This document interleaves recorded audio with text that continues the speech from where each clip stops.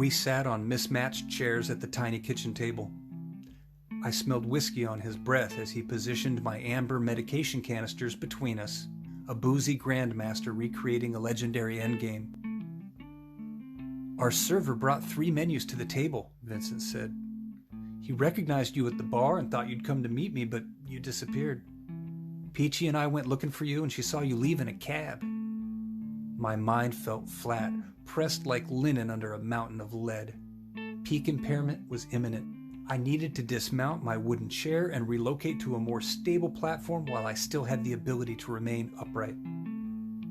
"I didn't come clear across London for cocktails with your agent," I said. "I've been fucking worried, wondering how you're doing, and I wanted to tell you how I'm doing because I gotta be honest, I don't believe I'm entirely okay? But I'm not comfortable discussing personal shit with a total fucking stranger, so I split." The room rolled as I caught my breath.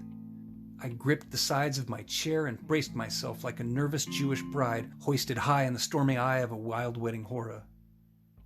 "But now you're here," I said, "and your girlfriend's not, so maybe we can check in, get caught up, talk about shit." Vincent's eyes lacked the clarity I saw on tour. His face shifted from one indecipherable expression to another. "I can't stay," he said. "Peachy's waiting downstairs. We invited you out to discuss a proposal. This is business." Vincent pushed my medication aside to make room for a document that looked like a contract. "Peachy got us booked on Graham Norton," he said. "Not as a band, but as Vincent and Margaret. Just 2 people telling our side of the whole bombing thing.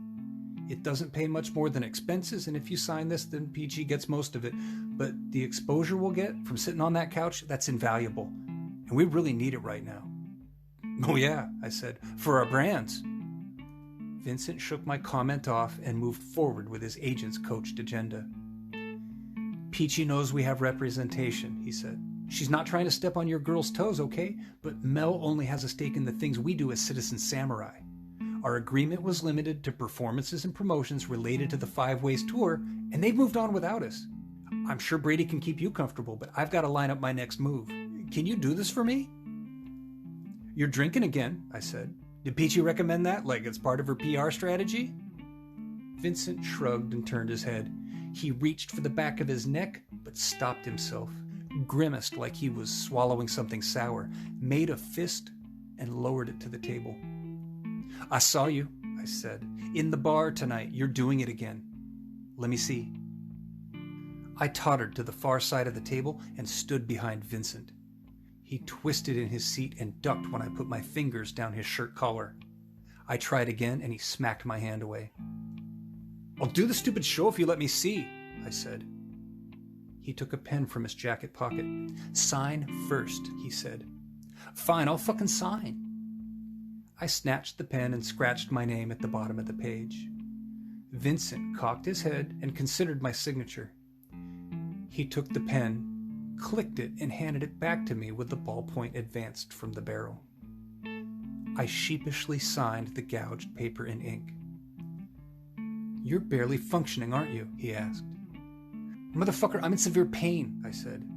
"I didn't take my meds until now because I was hoping to have a coherent conversation tonight with you, but you're clearly more interested in shilling for Peaches, so maybe fuck you, Vincent. Yes, definitely fuck you. Hold still."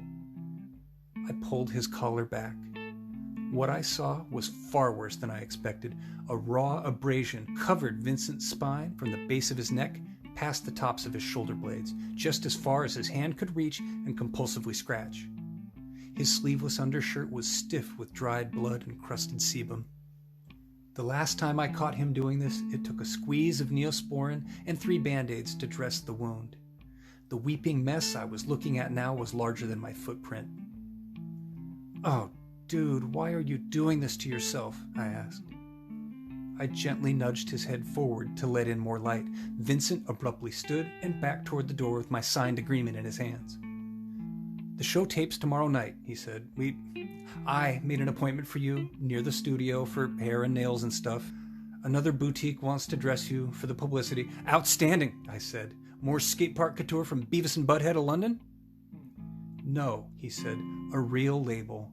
They dressed Fleabag. I guess she's tall like you. They're sending a stylist to meet you at the salon. So your appointment's at 2. I'll text you the address. Vincent's eyes moved over me in a sympathetic assessment. You want me to set an alarm on your phone? He asked. I slid into his empty chair and moved my phone out of his reach. I spoke slowly to avoid slurring. I'll do the circus freak makeover, I said. The clothes, the show, the whole shooting match. But when we're done, you and I are going to meet up for drinks. Since you're drinking again, just you, just me. I patted the back of my neck. And we're going to talk about this, I said.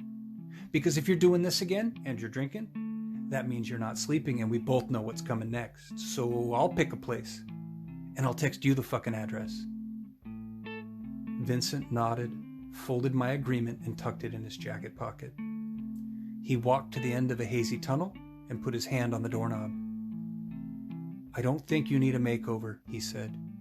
Your eye looks great, and your hair too. You look nice today. Please set your alarm. The sound of his footsteps on the staircase faded. I removed my prosthetic and set my alarm. Turned my chair toward the window, propped my elbows on the splintery sill, and rested my forehead against the glass. I wiped one rubber hand through the vapor on the pane and watched Vincent. He looked left, then right, and walked across the street to a waiting Uber. The couch cradled me as I squirmed free of my curated outfit. I buckled my tits inside the firm nylon sandwich of the stab vest, closed my eye, and time traveled through a smear of black hours without nightmares or dreams.